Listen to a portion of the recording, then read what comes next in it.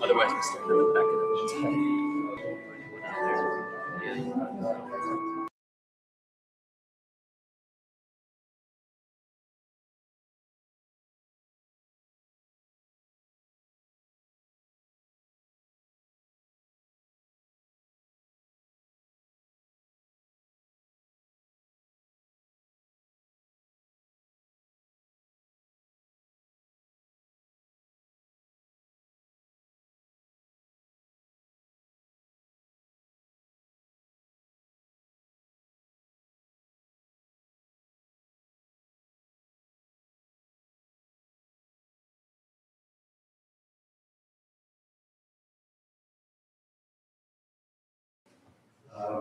We'd like to welcome all the visitors that are here too. Your Elder Kowalik his talk today. I'm Brother Decker. I'll be conducting, and I'd like to recognize Bishop Bailey on the stand, and he's presiding at this meeting. I'd also like to thank Sister Nelson for playing the organ, and Sister Reagan for conducting the music. A few announcements. First, a couple thank yous for all those that were at the Ward Christmas party. It was a great event, a lot of fun. And I'd like to thank all those that helped plan and set up and tear down. It was just a really, really good event. I'd also like to thank all the youth and the leaders and others that went to the temple on Thursday night. We had 21 youth attend our session. And it was just a really, really great experience. So thank you. A couple announcements. So the Stake Christmas concert is tonight at 7 p.m. at the Stake Center at the Kent Building. And that should be a wonderful event, so please try to go to that. Also, for those that are assigned to clean the building this coming week, we're moving that the cleaning day to Friday. So this Friday, 8 a.m. for those families whose last name begins with F and G. And if you have any questions, you can see Brother and Sister Vinciano. And then finally, just a reminder, you put on your calendars that starting in the new year, that'll be 1 January, because that's a Sunday, our sacrament service will start at 11 a.m. instead of 9. We'll begin today by singing hymn 210 with Wandering Awe, and then the invocation will be given by Elder Cruz.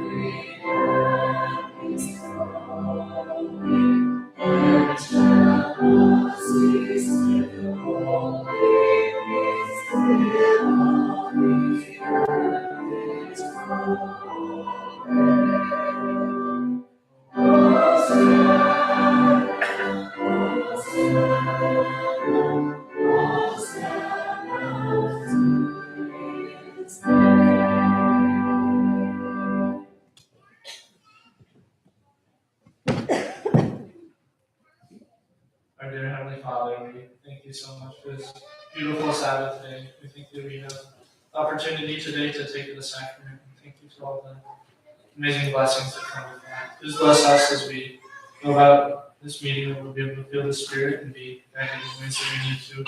Please bless that Monson will be able to feel the love and support of everyone here, and that we will all be able to support him in this journey. In the name of Jesus Christ, amen.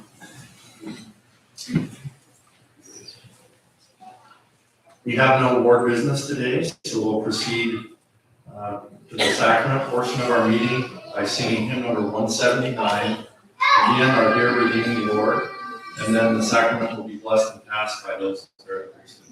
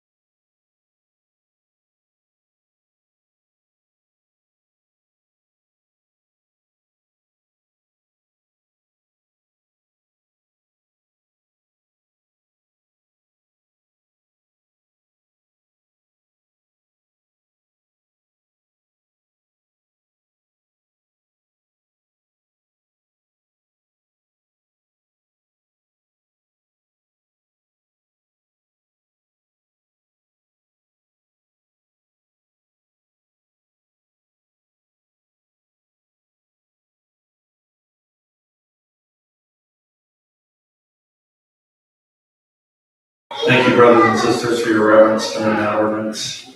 And we'd also like to thank the members of the priesthood for Reverend Hannah. Will stay blessed and pass the sacrament, and we'll excuse them to visit with their families.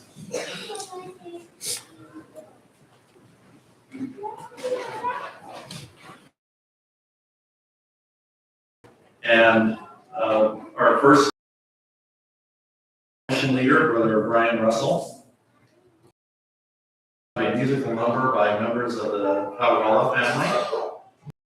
Then we will hear from soon to be Elder Monson, Hawala. And then Bishop Bailey has a few remarks at the end. So we'll go to that point, and we'll begin with Brother Russell.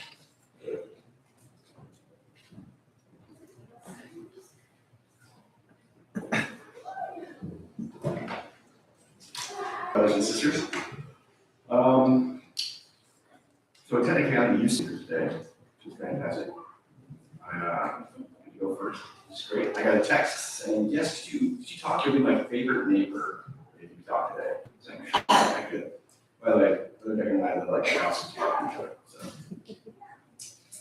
So. But he asked me to talk about a couple things. He said, preparation for lessons for a little bit. So would you please talk about your experiences as a missionary and then your current calling right now as a missionary? So I want to talk first about what it was like for me as a missionary advice for anyone preparing to go on a mission, wanting to serve a mission, getting ready to go on a mission, ready to leave on their mission, all those things. First bit of advice I have is very practical. Learn how to cook. Learn how to do your clothes. Wash your laundry and mend your clothes, polish your shoes. Because no one else is going to do it for you when you're out there.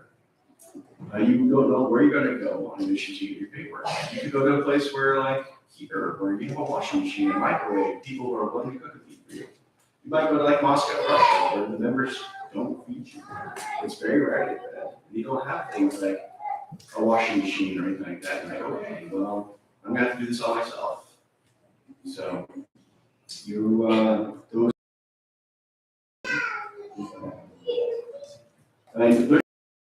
Is you need to keep yourself healthy. And unless you like saltwater noodle surprise for 2 years, learning how to cook is a very good idea. Doing your laundry. Some of the pro tips I learned was if you don't have a washing machine, throw them in the bathtub so it'll cook overnight with laundry detergent and make sure you rinse them very well because otherwise laundry detergent gets very scratchy. And then making sure you can look presentable with your shoes and things like that. The important part of that is if people see you and they judge you first by your appearance, they're not going to be receptive to you listening to the spirit, the message you have to bring. Another thing, advice I have is learn how to talk to everyone on your mission, especially in the place where you live. I was in Moscow, and there's massive apartment buildings out there, and you have all the grandmas, the Babushki, and they like to hang out down the bottom and talk and socialize. And we learned that if you talk to them, not just to say, hey, I have a message to you, but you learn to talk to them and say, you know what, we're here, this is what we're doing. By the way, do you have any families that are interested in religion? And it turned out to be a very effective means for people in my mission to go find people, because like, nah, I'm not interested, elder, I'm Russian Orthodox. But those people down there, they seem pretty interested about religion. Why don't you talk to them?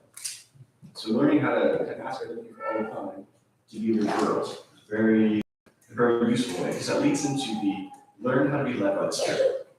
You can work hard on your mission, or you can work smarter on your mission. Let me give you an example of working hard on your mission. When I was picked by my mission presidents at the airport, driving us to our mission area, they said, elders, pull out that white handbook of instructions you have there. Remember, there's a list of effective ways to find people. Because I want you to ignore everything except for the last two. Because the first ones don't work in this mission. Russians this just doesn't work. So you're going to be knocking on doors, talking to people on the streets, all that while. Two the least effective means of finding people to talk to. And so then we'll go to, all right, here's an apartment building. There's about 1,000 people that live in these apartment buildings, and we're going to knock on every single door. It is one way to do it. It's not very effective way to do it. A wise missionary senior leader and a junior man I saw had a very way to do it. Took his elder on his first night out, went out there knocking every single door. Nothing. Said, okay, elder, we worked hard. Now I'm going to show you how to do this smarter. walked back out to the street. And he stopped and he looked at all the apartment buildings around him. He just looked, saying a prayer. And he stopped and said, Elder, we're going to go to that apartment right there, the third floor or so. We're going to knock on that door. And when he did, they got into this entire discussion that night. So learning how to recognize the Spirit and being led by the Spirit is probably the most important thing we can do. And learning to recognize when it's the Holy Ghost talking to you, not just your own thoughts. And there's going to be a difference. And the apostles said that if it's a good impression, you should just do it. It doesn't matter if it's your thoughts or the Holy Ghost talking to you, but learn how to differentiate between the two. Because there's going to be times where you're going to get a thought in your head that doesn't make any sense. For example, I moved into a new apartment, and the phone was always left off. And for everyone under the age of like 25, before we had cell phones connected to a cord into the wall, and it didn't work if you left it off the ringer. There's a button you have to let go so you can actually call people. If the phone was off the hook, no one could call you. You got a busy signal all the time. Well, it was pretty weird when I got there. I was like, why is this phone always off the hook? And then an emergency, no one can get in touch with us. So, well, we get prank calls every night. I was like, okay, that's kind of weird. And I was like, okay, for the first couple of nights, it's like, sure, we'll leave out the hook. And I said, no, I'm not going to do about this. I'm going to put it back on the hook so we can get phone calls tonight. And sure enough, we started getting prank calls. The first couple times, it was just weird stuff. I thought, you know what? Just ask him why. I'm here to teach the gospel. That's what I'm here to do. Do you want me to teach you the gospel? Yes, I do. The first and only time I will tell you on my mission, anyone ever told me yes, I want to be taught the gospel. We did that baptizing. So listen to the Holy Ghost when he talks to you, especially if the stuff doesn't make much sense. And then learn to ask questions of people, and more importantly, learn to listen to them. People don't want to be grilled. They want you to listen to them. They want you to understand them. Because that's what Christ did. He listens. He was empathetic. He was caring. He was kind. He was loving. And that is how people will open up to you. And that's how you can share with them what's most important, the gospel of Jesus Christ. So with that, a little bit of pro-tips for our mission. I just want to transition to what I'm doing now. Ironically enough, a while ago, I was trying to address it, man, I wish I could be a missionary again. I wish I could go back and help her. Then I got released from the most awesome calling I've ever had in primary, and now the word missionary. So the Lord will listen to your desires, and you will be called to the word. So what do word missionaries do? Oh, we don't wear name tags. We don't pound the streets like missionaries do every day. But more importantly, our role here is to help the members feel part of the Lord and then teach them the way. And which is something I wish happened to me. I joined the church when I was 18 years old. And the missionaries, when they taught me, said, okay, Brian, the first Sunday every month is Fast Sunday. We don't eat, we don't drink. Okay, cool, that's a pretty effective rule. I can live by that. We rolled into general conference. I'm like, all right, guys, great, fantastic conferences. And my friend's like, we're going to go to lunch now. I'm like, what are you talking about? It's Fast Sunday. We can't eat. I'm like, oh, Brian, that doesn't apply on general conference weekends. Okay, that would be nice to know. As opposed to fasting for 2 Sundays in a row. So the idea of a word missionary is to fellowship, to invite, to love, to help, but more importantly, to show the way. To help you know, this is how we pass the sacrament. This is how we do things. This is to be that person which was like, I have a question, what does this mean? What worked for me too is when I went to the temple, the family that fellowship me, they were there with me. And they took me to the temple. And like, this is how we do things. This is the process. It's going to seem different, but don't worry. This is the Lord's gospel, and it'll make sense as you keep doing this. So, and also, our goal is to help people come to Jesus. And we do that in very practical ways. We pick people up to go right to church. We going with the missionaries to fellowship people and go, you know what? The Lord members are here, we're going to be here longer than the missionaries will be, they'll rotate out, but at least you have a friend here in church, and you come to church. You don't feel the need to sit all by yourself. There's someone there who's going to say, hi, how you doing? It's good to see you again. And to fellowship you from you. So, we'll wrap this up in a couple more words of advice. First of all, don't be scared. It's not your work, it's the Lord's work. He doesn't need you to fight his battles for him. What he wants is for you to go out there and to be willing to serve. So when you do that, he's going to help guide you in the direction you need to go. Don't argue with people. That's one thing that Elder Russell had to learn, was you can spend 2.5 hours in the snow on the street in Moscow, actually street in Orange, having a pointed discussion with someone, and all you're going to end up doing is being cold and having wet shoes. Because it didn't do anything, and it didn't bring the Spirit. So taking actions and by the Spirit as opposed to the spirit of contention, that's what will make you be. And then show love.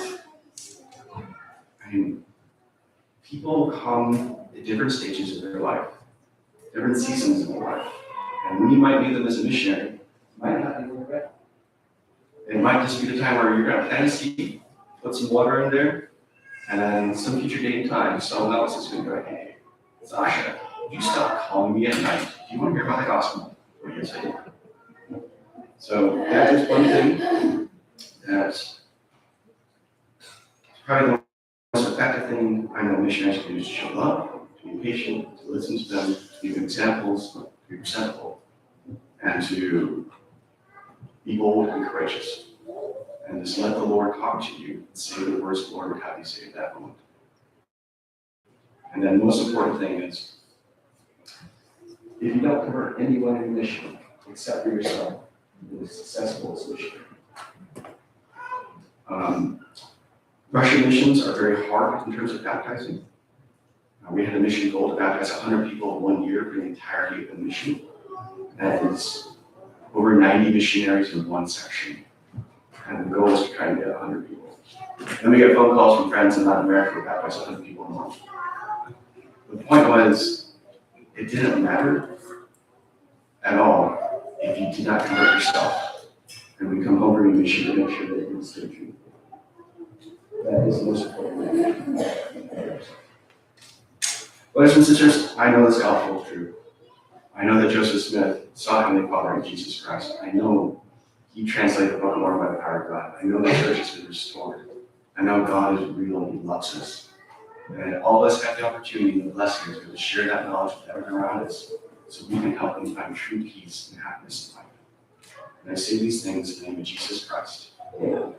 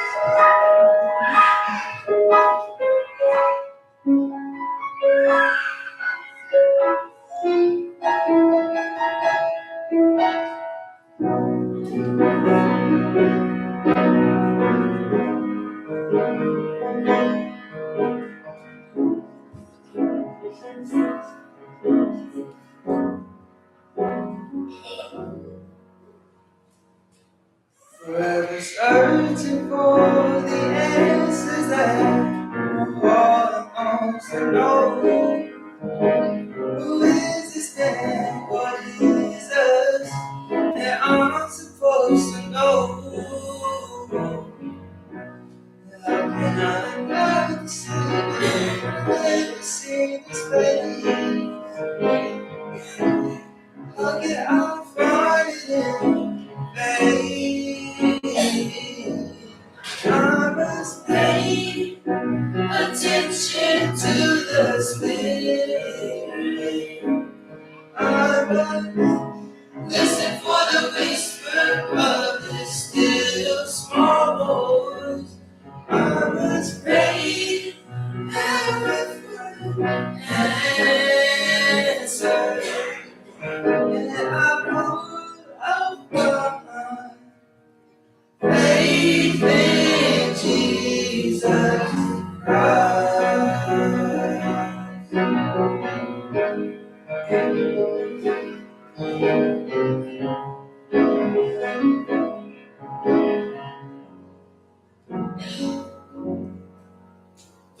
road may not always seem green, and things may seem harder to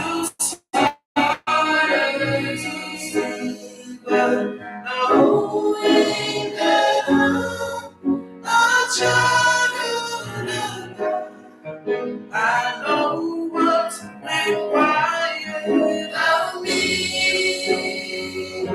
So I must pay attention to the Spirit. I must listen for the whisper of His still small voice.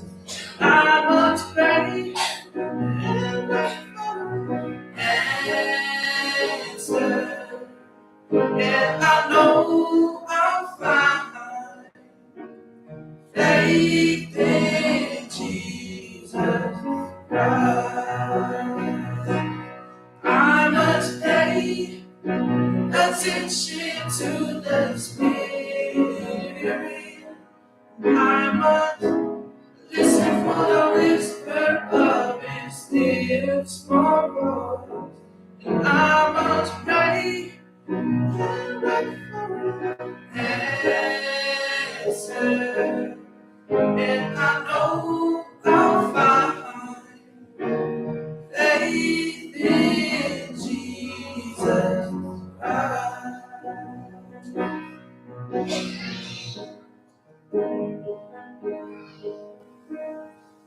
Faith in Jesus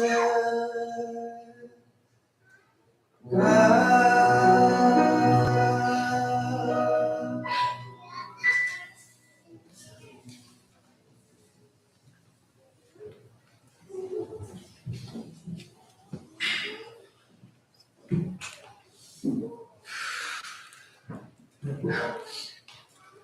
It's all up to brothers and sisters.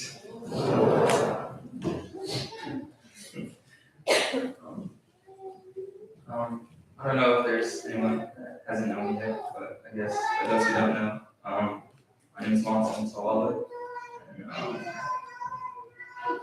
I'm going to serve on a mission to LPS and Paul.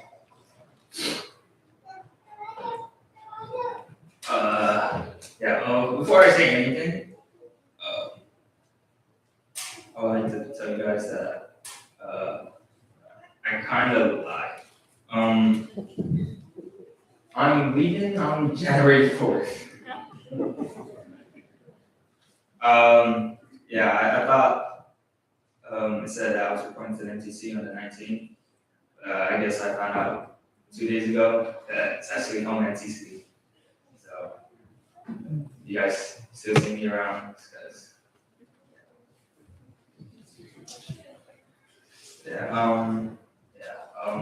what I would like to talk about is my personal experience, I guess, personal life, and how the experience of going on a mission changed me.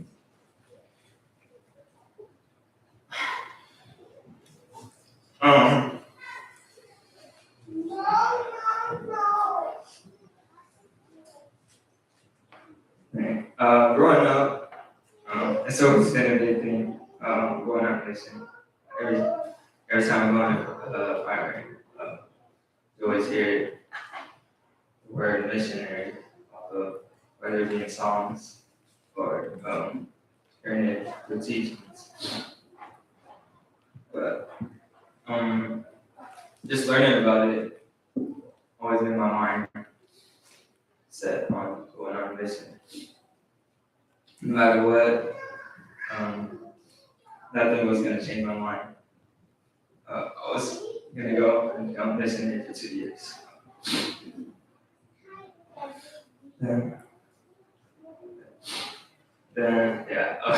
Everyone's dream, probably when they were little, was probably like becoming an astronaut. police officer out now. But I guess mine is to actually become a missionary. And then fast forward all the way to I actually graduated from high school, and then the decision actually showed up to going on a mission. I started to hesitate. It's honestly one of the worst things I ever did. I started to decide if a mission was something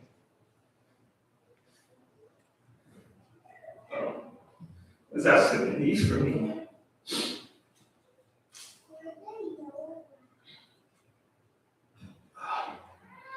I began to create all these excuses.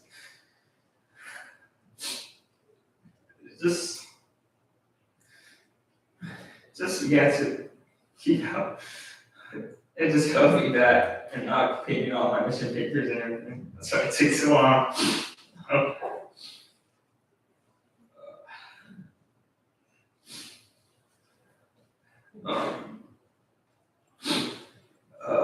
But then I started to question. I began to doubt God. I did it like that. I'm sorry. Yeah, questions would be like, what is the purpose of this, or how would this even benefit me?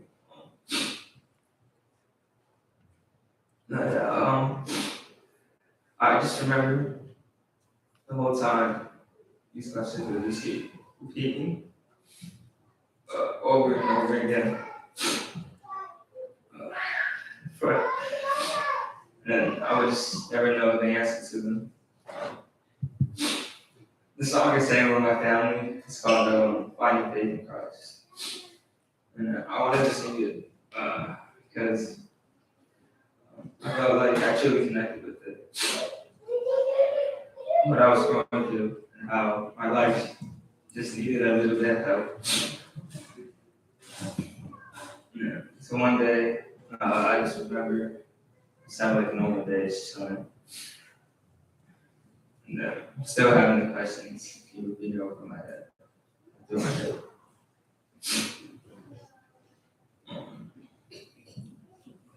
Until literally just thought came into me and it led me to a word of prayer.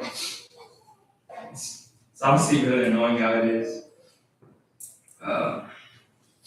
That you get caught up in the moment and you forget about the most simple things that you can do.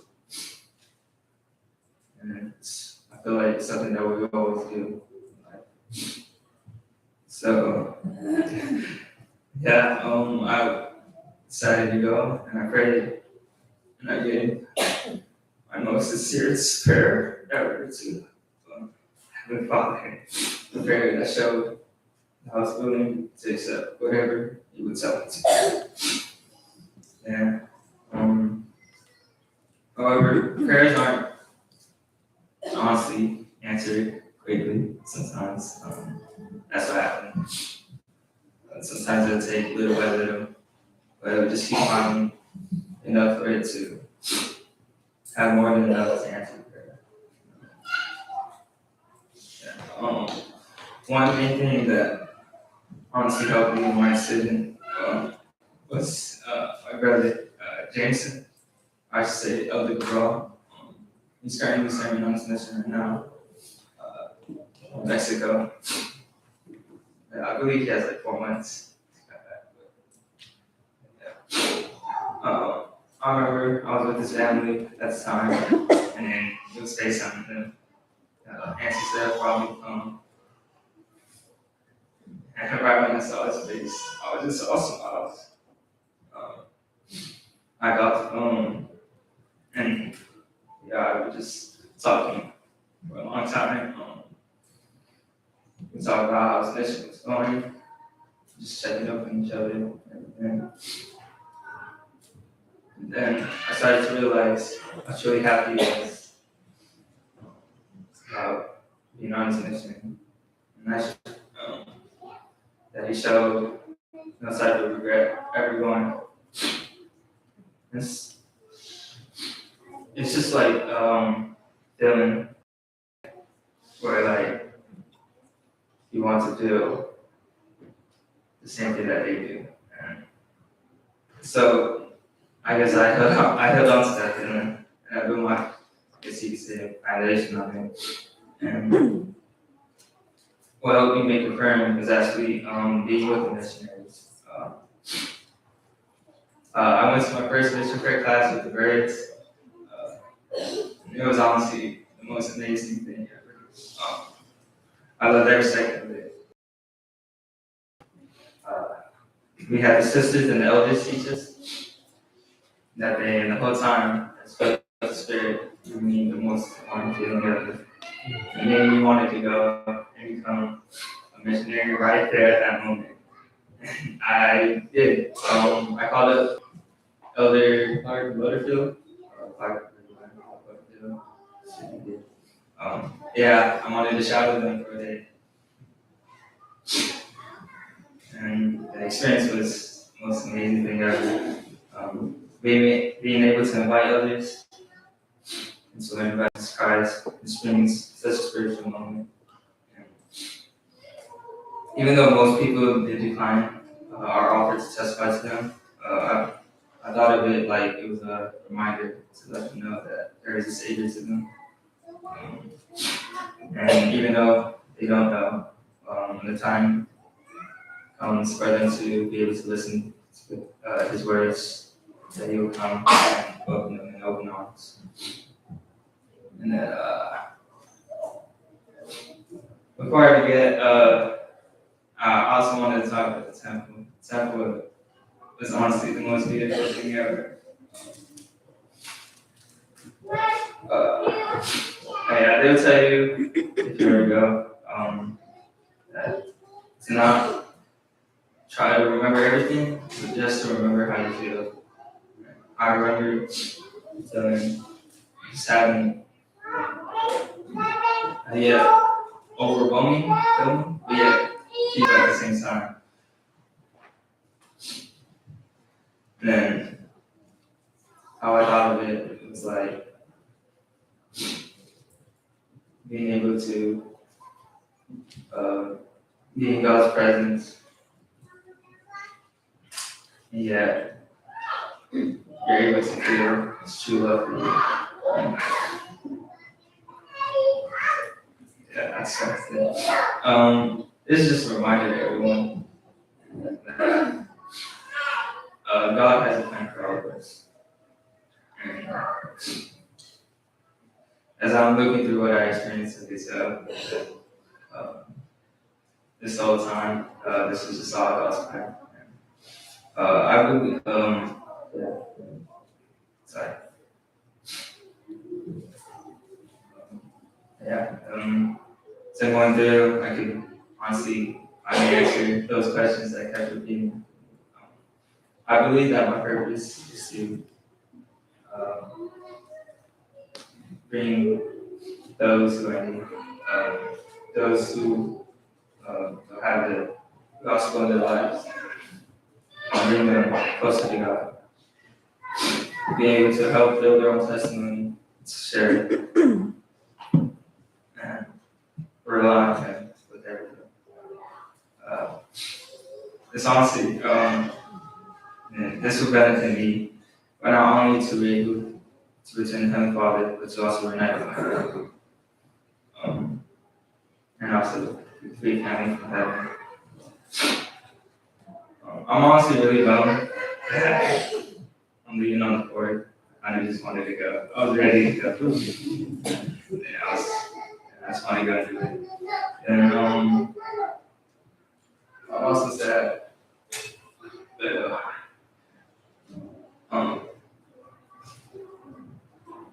for leaving the family I have over here. You guys.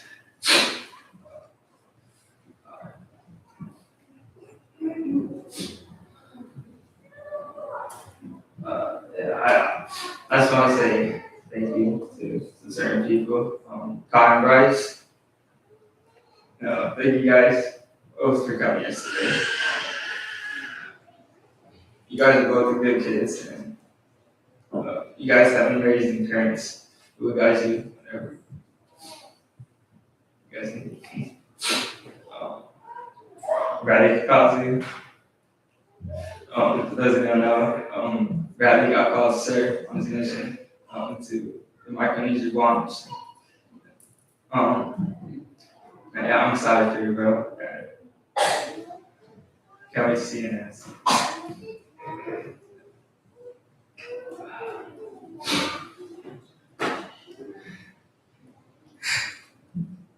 Uncle Mike.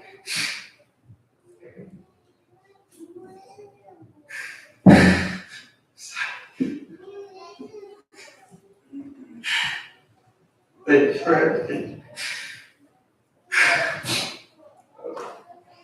I know there's some days a lot, but I do love you, and I do look up to you. And, Mom, thank you for keeping up with me. You'll finally have a break for 2 years. Well, only for 2 years, I'll come back and create more chaos. And, well, let's hear it, Bessie.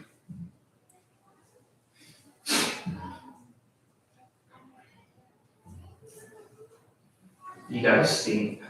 Hopefully when I come back, you guys will be able to smell good. And then, Dad.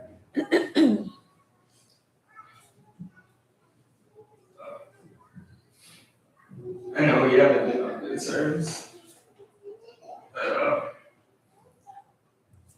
I just want you to know that I love you.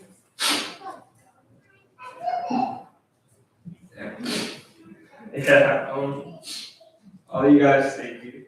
Y'all see helped me become who I am right now.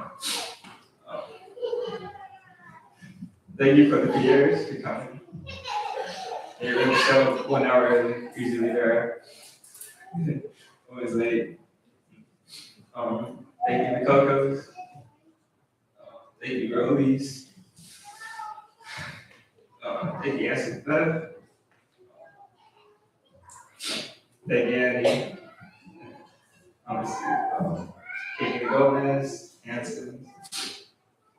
Thank you, Positive Spirit, for joining us. I love you, Nina. Thank you. Thank you, guys. Thank you, West thank you, Birds, for showing up. I'm most likely will come to Mission Prep. Okay. I'll see you guys. Thank you, Sister Shreya. Thank you, Sister Salvage.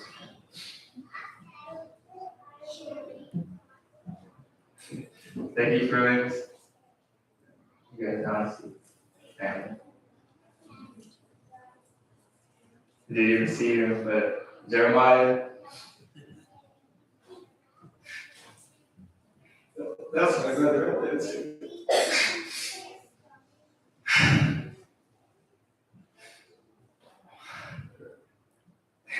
Sorry. Thank you, guys. You did go to God. Thank you, Bob, for coming. Yeah, thank you. I like to wear my testimony. I know it's just true.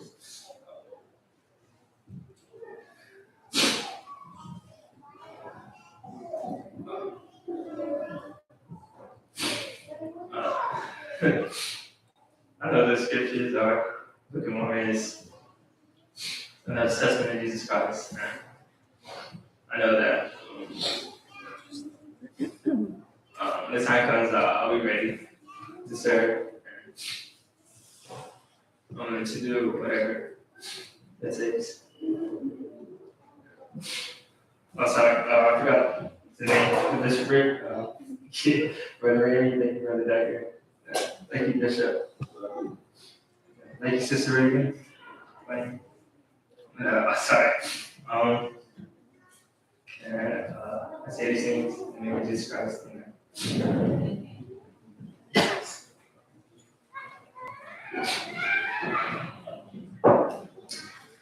I won't take too much time. I just wanted to share two quick things.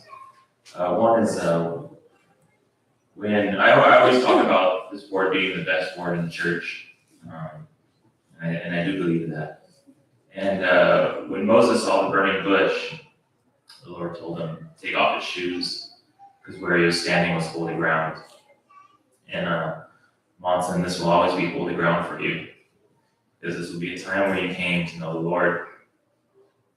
And I know that to be true because this is holy ground for me. And last week in Ward Council, I shared that within Buddhism, they use the lotus flower as a symbol. And it's because the lotus flower grows best in dirty water.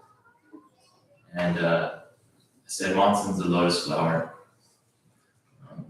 He's had a lot of challenges, struggles, difficult situations that he's been in. But he's really bloomed with something beautiful. And I'm proud of you for that, Monson. I want you to come up real quick. I know I have to put people on the spot. I want you to know that we love you. We're going to support you. And I'll not only be here for you, we'll be here for your family. And we've all loved seeing how the Lord has worked in your life. Continue to look forward to that.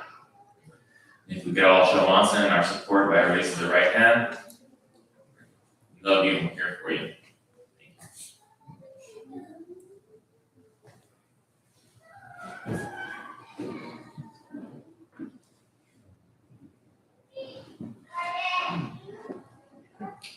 I'd like to thank our speakers and thank the family for that wonderful musical hymn. And Monson, thank you. We're proud of you and we definitely support you. We'll conclude our meeting today by singing hymn number 249, Call to Serve. And we'd ask everybody to please stand as we sing that song for 2 minutes. And the benediction will be given by Elder Garfield.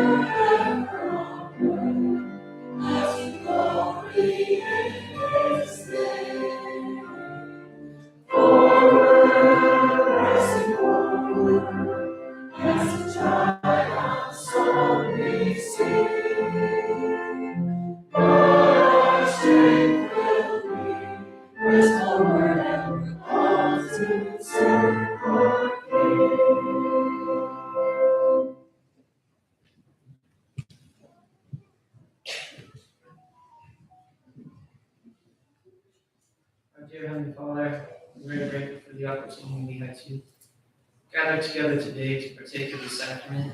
And we're grateful for the speakers that prepared diligently to bless us today. We're grateful for Monson and his desire to serve you on mission. Please bless him as he continues to pray that he will be able to complete everything he needs to do, and so that he can be helpful and worthy servant of the Lord. And we ask that as we go about the rest of our day, that we can carry the spirit that we felt here today with us. We say these things in the name of Jesus Christ. Amen. Amen.